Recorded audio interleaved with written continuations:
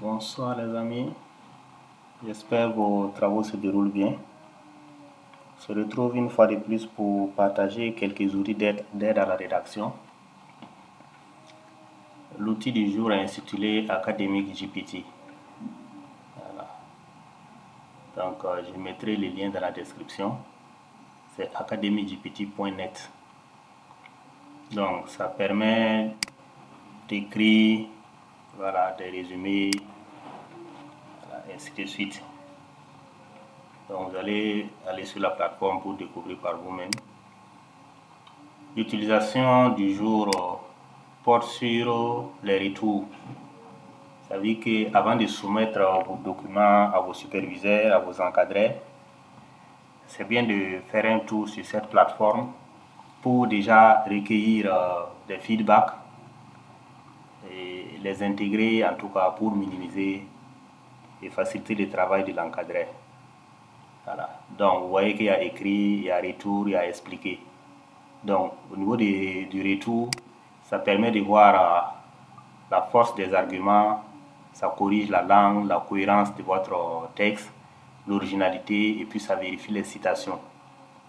Voilà. Donc si vous soumettez votre document, votre texte, votre protocole au niveau de cette plateforme, ça va vraiment vous donner plus d'orientation que vous pouvez déjà intégrer avant de soumettre pour éviter d'envoyer un brouillon à votre encadreur et en tout cas éviter certaines humiliations parce que souvent les gens prennent mal les observations des encadrés. Voilà, ils trouvent comme si c'était des humiliations. Donc cette plateforme va vous permettre vraiment d'éviter ces humiliations-là. Voilà. Et la partie expliquée, ça c'est comme Explain Paper, l'autre plateforme qu'on a déjà vue ici. Voilà. Ça veut dire que si vous lui soumettez, les textes, ça peut les expliquer de façon simple et courte, ou bien de façon complexe et courte, de façon simple et longue, ainsi de suite. Voilà. Mais l'application que je vais vous montrer aujourd'hui, c'est surtout les retours, les feedbacks. Voilà. On vient ici seulement pour charger les textes. Cliquez, vous partez chercher votre texte. Donc, je viens de charger ces documents-là. Vous allez voir, il n'y a pas de citation dedans, rien. On va lui soumettre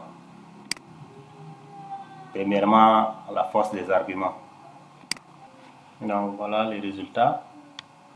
Donc je vais amener au niveau de Google Doc pour traduire.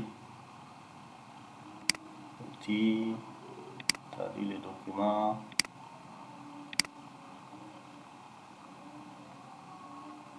Français, traduire. Vous allez voir un peu les résultats.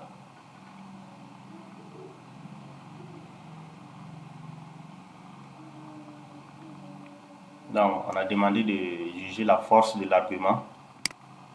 Voilà un peu ce que l'outil donne comme résultat. Voilà. Premièrement, il dit d'abord que la critique de l'article basé sur les points de retour doit se concentrer sur la logique, la cohérence et le support empirique des arguments présentés. Lors de l'évaluation des arguments, nous examinerons la solidité des preuves fournies, la méthodologie utilisée et la mesure dans laquelle les conclusions sont étayées par les données. Donc, premièrement, l'argument sur l'importance des services publics et les défis de la décentralisation. Les retours indiquent que les arguments de l'introduction concernent l'importance des services et les défis de la décentralisation ne sont pas étayés par des données ou des exemples spécifiques. Les arguments solides issus de la recherche universelle nécessitent un soutien empirique, sans preuves spécifiques, telles que les données statistiques ou des études de cas ou de contextes similaires. Des affirmations restent des affirmations plutôt que des conclusions tirées de recherches solides. Voilà. Comme je l'ai dit au début, il n'y a rien comme... Voilà. Je vais vous présenter les documents.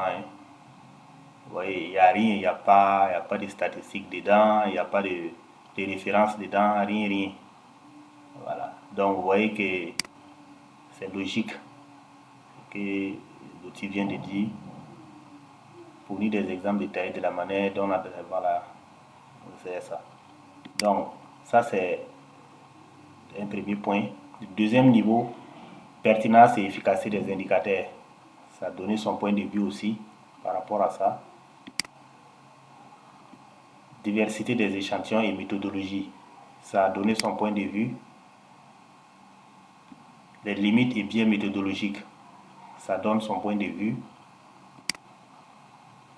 Voilà, vous voyez ici ce que je disais, manque de citations illustratives ou de conclusions de groupes de discussion. Voilà. Pour illustrer, voilà, l'argument selon lequel la recherche rencontre des perceptions nuancées, c'est beaucoup plus convaincant avec des preuves qualitatives. Voilà. L'absence de telles illustrations affaiblit l'argument. Il semble abstrait et détaché des expériences et opinions réelles des populations étudiées. Voilà, ainsi de suite.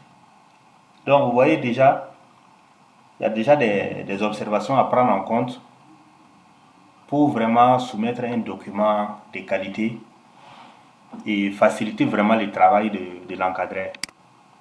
Parce que si vous envoyez un document, un brouillon, comme on a l'habitude de le voir, et les observations de l'encadreur, vraiment ça va vous toucher. Vous allez les prendre comme des flèches, alors que bon, c'est tout juste pour vous permettre d'améliorer le travail. Donc cette plateforme Académie GPT vraiment permet de minimiser ces imperfections-là avant de soumettre votre document. Voilà. Que ce soit un projet de recherche, voilà. Que ce soit un document même en cours de rédaction, un article, un document de mémoire, une thèse. Je pense que c'est bien de soumettre vraiment, recueillir les critiques. Là, on s'est focalisé sur la force des arguments. Voilà. On peut aussi voir la langue, voir la cohérence même de votre texte, l'originalité, et puis voir les citations. Ça peut analyser sur tous ces plans-là. Voilà. Et je précise que la plateforme n'est pas gratuite. Vous pouvez utiliser comme je viens de le faire sous forme de test. Voilà. Mais pour les autres usages, il va falloir débourser une petite somme de 10 à 20 dollars par mois. Voilà. Je pense que c'est l'essentiel de ce que j'avais à partager aujourd'hui. C'est pas long. Je vais vous mettre les liens dans la description de cette vidéo pour vous permettre d'aller tester vous-même et voir si c'est nécessaire vraiment de débourser les 10 dollars. 10 dollars, en tout cas, ça ne va pas dépasser 6 000 francs par mois. Voilà. Pour tout le travail que ça peut faire, je pense que ça vaut le coup. Hein. La rédaction, les feedbacks, les explications, je pense que ça vaut vraiment le coup de débourser ces 10 dollars là, 6 000 francs là. Ça ne va pas vous coûter grand chose. Voilà. Donc, je disais qu'au niveau de la rédaction, voilà, le résumé, la conclusion, voilà. Surtout la section sur les travaux futurs, ça peut vraiment vous dégager pas mal de choses en fonction de ce que vous avez déjà fait comme résultat, ce qui reste à dégager, à faire comme travail. Ça va vous donner des indications que vous pouvez vraiment valoriser dans votre document. Voilà. Donc, c'est ce que j'avais à partager aujourd'hui avec vous. J'espère que ça vous sera utile. Je vous dis merci et à très bientôt pour d'autres outils.